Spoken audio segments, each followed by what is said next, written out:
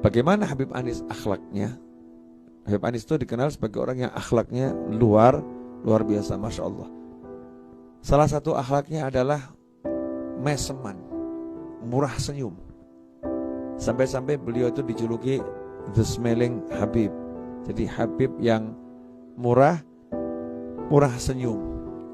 Yang saya selama duduk cari ilmu kepada Habib Anis, itu yang saya heran, orang itu kalau nangis kan ditunjukkan nangis-nangisnya ya.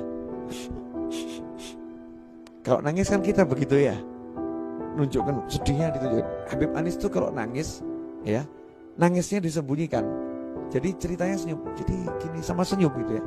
Tapi di mata tuh tampak ngembeng gitu, tampak berlinang air mata, ditahan ya, ditahan. Dan itulah yang diajarkan sama Habib Abdullah bin Ali al-Haddad radhiyallahu taala anhu. Habib Anis itu selalu menunjukkan senyum. Apapun yang dirasakan, yang ditunjukkan adalah senyum. Nah, yang saya gak pernah lupa dan insya Allah tidak akan pernah lupa, yaitu di akhir usianya. Ya, di akhir usia beliau itu, jenazah beliau rahimahullah bukan tersenyum, tapi tertawa. Ya, tertawa bahagia, betul-betul tertawa. Dan itu dilihat oleh semua orang yang melayat, karena yang melayat diizinkan untuk melihat jenazah beliau. Ketawa, ya, tidak mungkin. Tapi ternyata bukan senyum, ketawa. Bagaimana bisa seperti itu? Jawabannya sederhana, karena emang hidupnya senyum. Ya, hidupnya senyum. Nah, salah satunya di majelis itu ada namanya Pak Rohmat almarhum. Di majelisnya Habib Anis kalau siang ada Pak Rohmat. Ya, Pak Rohmat ini usianya tua, bisa dikatakan golongan kakek-kakek di majelis, selevel dengan usia Habib Anis. Saya ini anak-anak, ya saya anak. Saya waktu itu nanya kepada Habib Anis, jam 10:30 siang, pengajian itu jam 10:30 siang, mulai duduk gitu ya. 10:30 Habib Anis itu kok numbuk kacang. Kacang tuh ditumbuk seperti orang numbuk obat ya, di tempat tumbuk obat, ditumbuk tuh kacang. Saya nanya, numbuk buat apa Habib tuh kacangnya? Diambil kacang dari tempat tumpukan tadi, dimasukkan ke Tupperware kecil. Ya, Tupperware kecil dimasukkan di situ, sambil berkata, ini buat Pak Rohmat. Karena Pak Rohmat kesian kalau siang semuanya makan kacang bisa, Pak Rohmat gak bisa.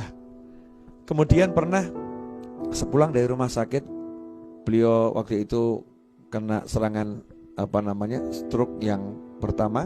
Ramadan pulang dari rumah sakit, banyak yang pengen salaman karena udah sekitar 1 bulan gak ketemu gitu.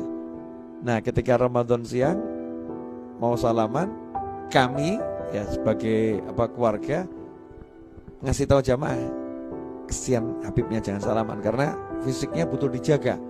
Tapi begitu lihat jamaah ini pengen salaman, beliau justru mengatakan, ayo salaman. Maka senang semua orang salaman. Yang terjadi menarik, Habib Anis itu kan duduk di bawah. Nah, yang salaman kan berdiri itu ya, berdiri satu persatu, duduk salaman. Subhanallah, Habib Anis yang tadinya itu duduk, kok lihat ada orang duduk hanya untuk salaman dengan beliau, gak sampai hati. Beliau langsung berdiri begini, kemudian salaman. Tidak mau duduk, tapi dengan berdiri beliau menjabat salam orang yang bersalaman pada beliau. Ini namanya orang yang punya akhlak. Gak mau menyusahkan orang sampai duduk bangun, tapi beliau langsung berdiri. Lah yang begini yang sekarang kita susah cari tandingannya ya. Bahkan pakai parfum yang seperti saya sebutkan di YouTube, di Instagram, parfumnya tuh harumnya saya sampai sekarang cari gak ketemu. Cari harum seperti itu gak ketemu. Padahal saya udah ke Mekah, saya udah ke Madinah, keliling saya nih. Ya gak ketemu yang harum seperti itu. Ternyata salah satu resepnya, setelah pakai parfum yang wangi, tangannya ini dikasih aromanya gaharu. Nah, saat ditanya, buat apa Beb kok tangan harum seperti itu? Jawabannya, ya orang-orang itu hidungnya sudah mau mencium tangan saya, maka saya menghormati hidungnya dengan aroma yang harum. Sampai seperti itu. Habib Anis akhlaknya luar biasa.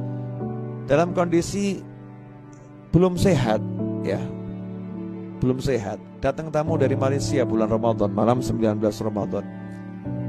Sekitar jam setengah 1 malam acara sudah bubar, tamu sudah di kamar. Kemudian saya masuk kamar Habib Anis. Kemudian Habib Anisnya nanya ke saya, tamunya sudah dapat bantal semua belum? Tamunya itu di kamar udah dapat bantal semua atau belum? Saya sangat paham, itu kalau saya nggak ngecek, Habib Anis nggak mungkin percaya dengan kata-kata, karena beliau sangat menghargai tamunya. Maka saya bilang, saya lihat sebentar Bib. Lari saya lari, saya tanya sama tamu-tamu dari Malaysia, ya, Ustadz Hafidh Al-Jendrami dan kawan-kawannya itu, sudah dapat bantal semua? Sudah, alhamdulillah sudah, lebih ini, sudah dapat bantal. Saya langsung kembali ke kamar. Ternyata Habib Anis sudah jalan keluar dari kamar. Ya, untuk apa? Memastikan sendiri tamunya itu dapat bantal atau tidak. Saya bilang, Bib, sudah saya cek, semua sudah dapat bantal untuk tidur. Nah, saya kalah. Saya belum ngecek kamar-kamar santri ini, kira-kira dapat bantal atau tidak. Saya cuma ngecek jumlahnya. Insya Allah jumlah bantalnya lebih dari cukup. Sampai seperti itu orang soleh itu. Nggak bisa tidur dengan bantal kalau tamunya nggak pakai bantal. Nggak bisa dia duduk sementara teman-temannya tadi berdiri jadi duduk, berdiri jadi duduk, susah. Nggak bisa seperti itu.